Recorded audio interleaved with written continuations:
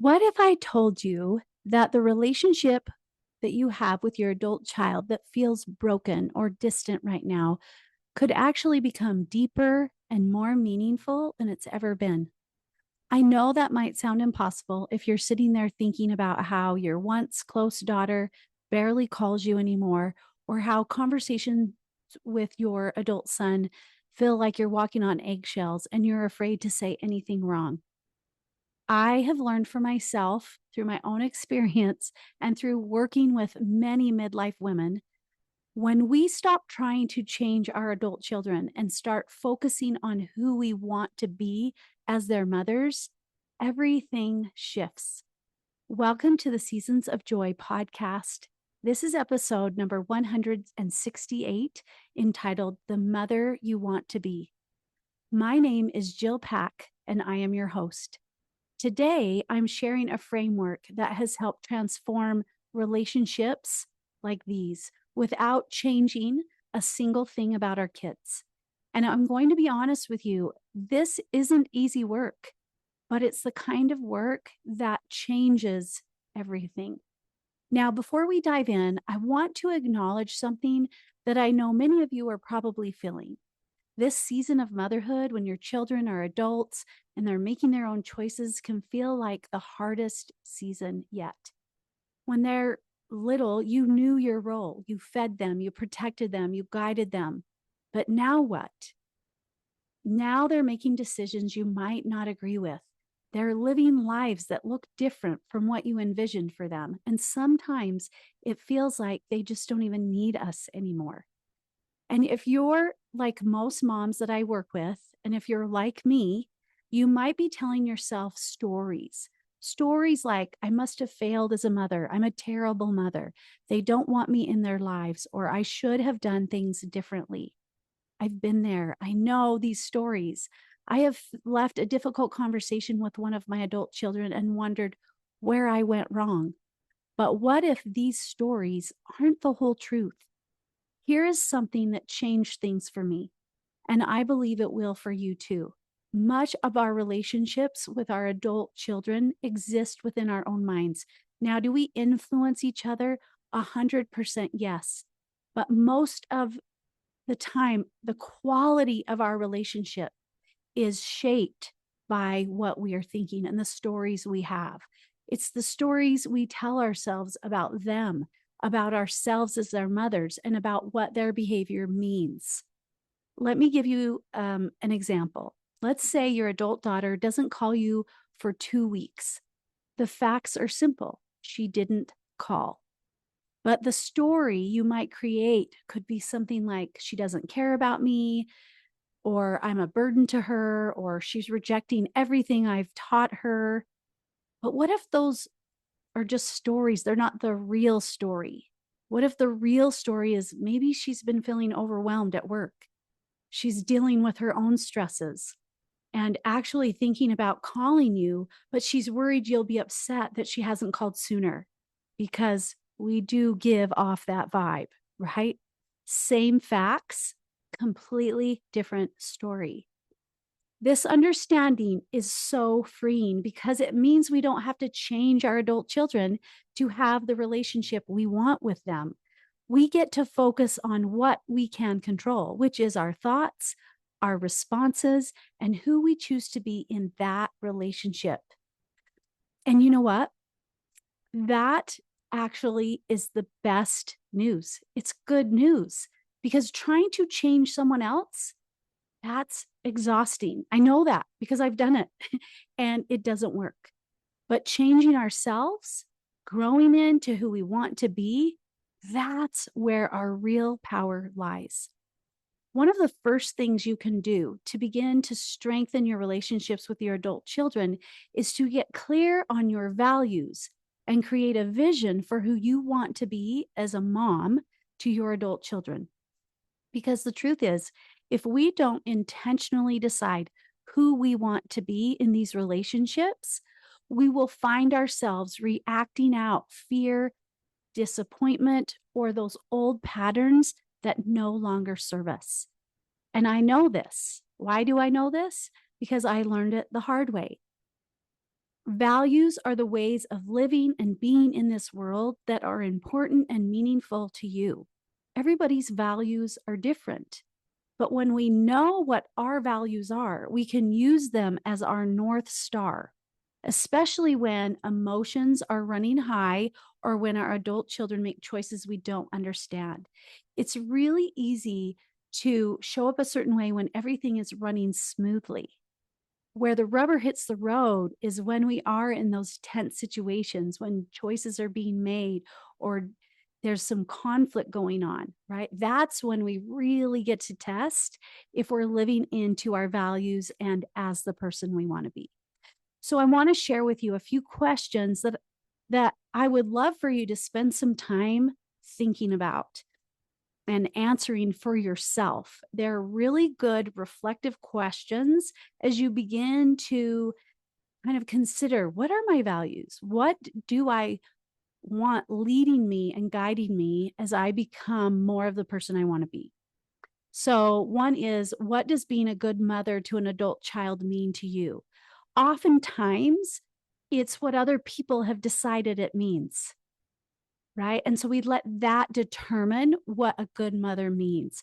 And a lot of times we want to really look at that. And is that even what a good mother is? Is it societal? Is it other people's opinions? You want to just really think about, what does it mean to you to be a good mother to your children? What do you feel most passionate about, positive or negative, when it comes to your relationship with your grown child? What's important to you? What matters to you? Really matters, not the peripheral stuff. What really matters? When you think about the relationship that's struggling, what do you wish was different and why? And a lot of times with this question, it's we want them to change. We think that if they would change, we could be happy, we'd feel better, our relationship would be better. But in reality, it's we're trying to change something we have no control over. So we want to look at that when we're thinking about this relationship. What do we want to be different and why? And then what emotions come up when your adult child makes choices you disagree with? This is really important to pay attention to. How are we feeling? What are we making those things mean, right? And what emotions are created within us? And then how do we respond? How do we react when we feel those things? So what are those emotions that are coming up for you when they're making choices that you disagree with? So don't overthink this. Just ponder on it and maybe even write down whatever comes to mind, and don't judge it. Just be honest with yourself, because this is an opportunity to get really clear about what's important to you and what's going on here. It's not about finding the perfect answers. It's about clarity. So as you reflect on these questions, what do you notice? What stands out to you? Are there themes? Are there surprises? Are you surprised by some of your answers? And maybe even write down, again, some of those things that stand out to you. Once you've spent some time just really reflecting on these questions, this can help you identify your core values. This is going to help those kind of sift to the surface and how they relate to your mothering your adult children. So I want to give you a few values that kind of come up with women I work with, that you might find meaningful. And maybe you can notice which ones stand out to you. The first one is acceptance. Acceptance means loving your adult child for who they are, not for who you hoped they would become. Is that a value you want? Do you want to get to a place where you can love that child for who they are, not for what you wish they would be? What about respect?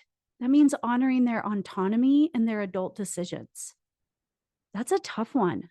But so often as parents, we want them to show us respect, but we don't return it. We don't demonstrate what respect look like. What does respect look like? It's honoring their autonomy, their individual human experience, their journey, and their decisions are theirs. What about connection? This value means prioritizing relationship over being right. Trying to be right, needing to be right is the quickest way to create disconnection in our relationships, especially with our adult children. What would it look like to prioritize the relationship over being right? Patience. This value means giving the relationship time to heal and grow. So many times we're on a timeline. We want to fix things. We're fixers, but we need to give it space. We need to be patient. This isn't a race. There's no deadline. It's a process as we move to creating healthier relationships. Another value is trust, believing in the foundation that you built during their childhood, trusting them to manage their life, letting them live their life, and trusting yourself enough that you did everything you could. Was it perfect? No, but you did everything you could. And that experience, the way you mothered, provided them the opportunity to grow in ways that they wouldn't have otherwise. So can we trust the process and turn it over to God, really, if you will? Like this whole mortal experience, this whole human experience is an exercise in trust, wisdom, knowing when to speak and when to listen. This is something that I have been working on and trying to lean into, that wisdom of what matters and what doesn't. When is it time to say something with honesty and kindness and love? And when is it time to just listen? Another one is forgiveness. This value means releasing past regrets and moving forward with love. So often we struggle with forgiving our kids, forgiving ourselves. And so we want to just release the regrets from the past. The past is the past. We cannot change it. We can only move forward. And when we can forgive, and it doesn't mean we don't set boundaries, of course we do, but when we can release the power of the past on our life now, helps us move forward to where we want to go with love. And finally, growth. Growing, this value means continuing to evolve as a mother in this new season. I was just talking to one of my clients today, and oftentimes we hear that analogy of like, this season of life is just a new chapter. And she came up with this idea of like, what if it's not a new chapter? What if it's a new book and it's part of your series, right? A series that builds upon each other. It's the growth that comes. We evolve as we get older, as we experience life. And we just are always growing, and it's never too late. It's never too late to grow into the person we want to be. So I want you to think for a minute, and maybe you even Google and you look up values. There's so many, but I want to invite you to consider just 3 to 5. It isn't about getting this big comprehensive list and trying to do everything.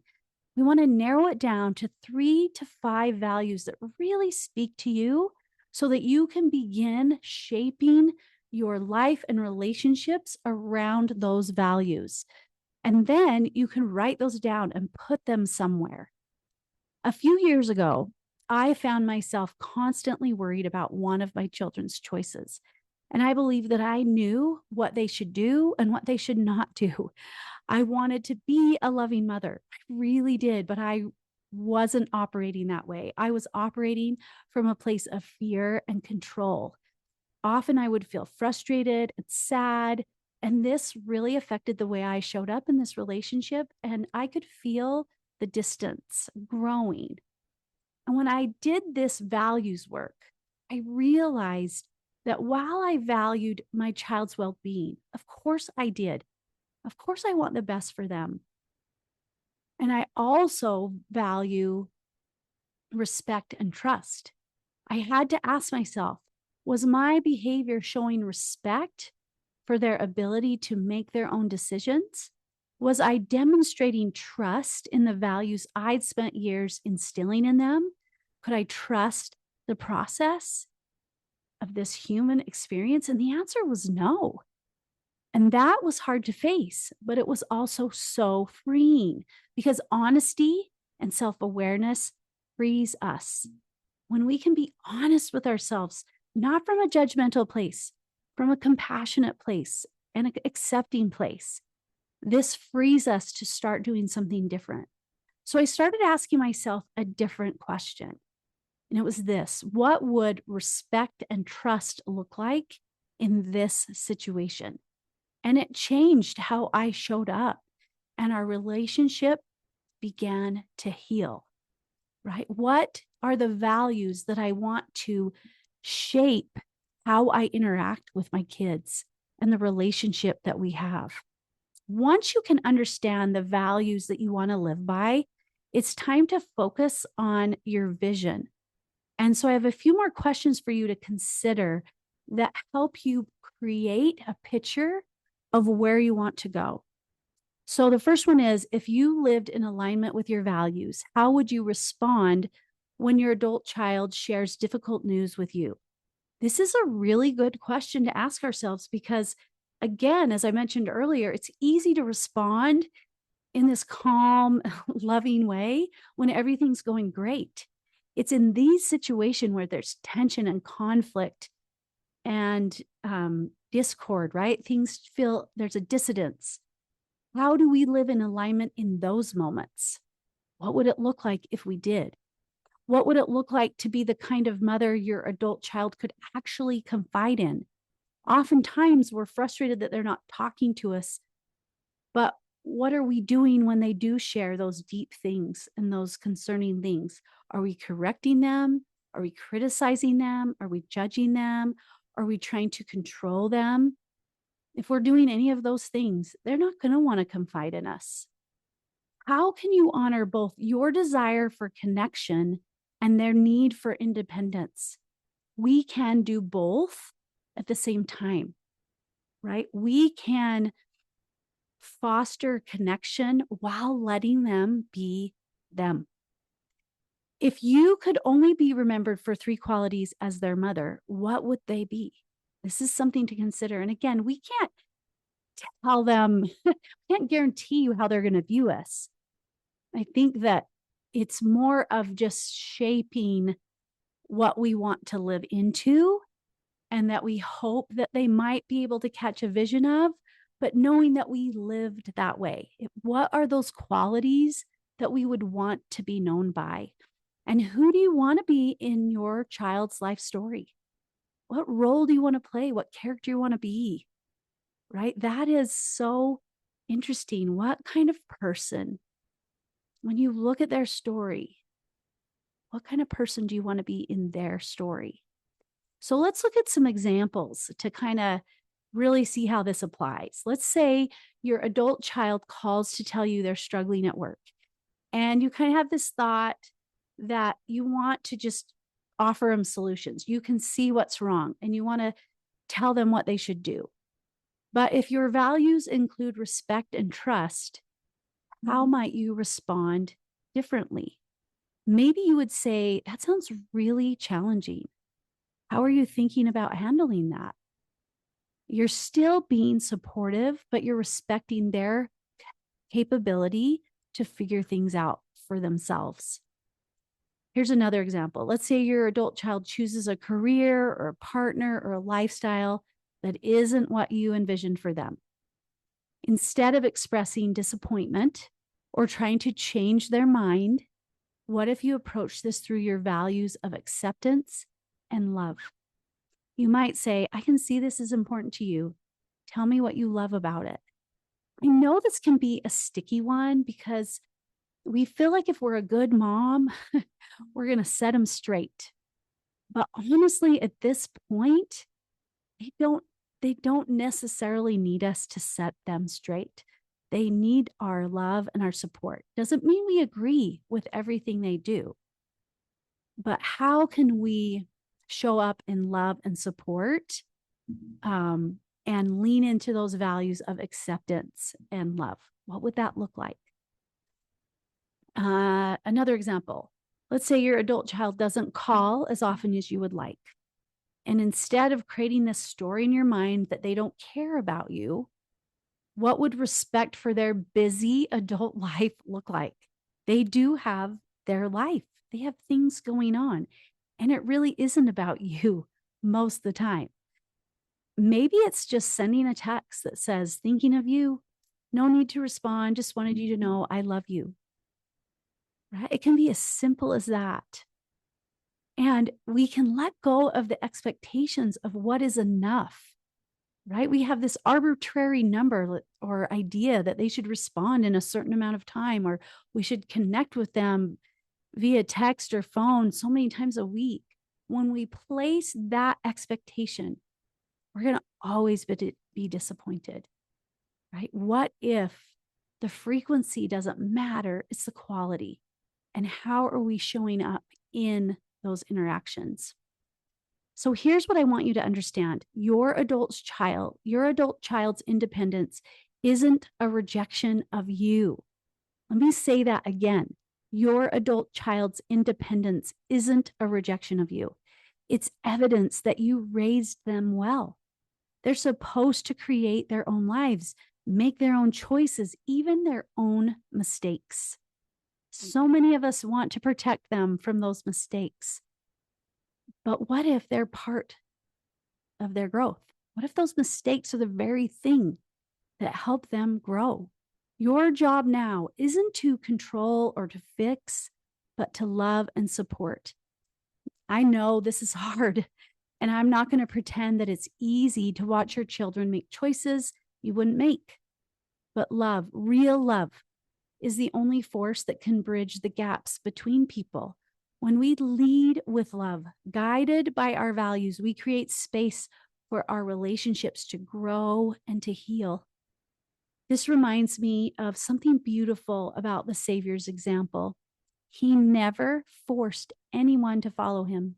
He invited, he encouraged, he loved, he served, and he allowed people the dignity of their own choices, even when those choices broke his heart. So here's my invitation to you. 1, identify your values and your vision.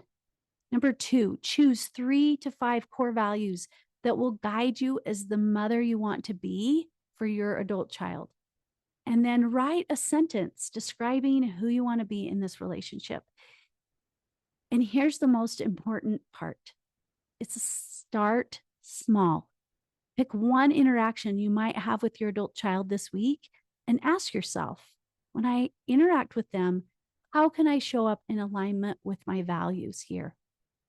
It might be as simple as listening without giving advice or sending a supportive text without expecting a response. Small steps, my friends, small steps. Remember, you don't have to be perfect, we can say that, to have a meaningful relationship with your adult child. You just have to be intentional. The relationship you want is possible, and it starts with who you choose to be. Now, if you're struggling with your relationships with your adult children, let's chat. You can schedule a complimentary clarity conversation with me where we can explore your values and vision so you can be the mom you want to be. Until next time, be gentle with yourself and trust the process. Thank you for being here, and I wish you a joyful week.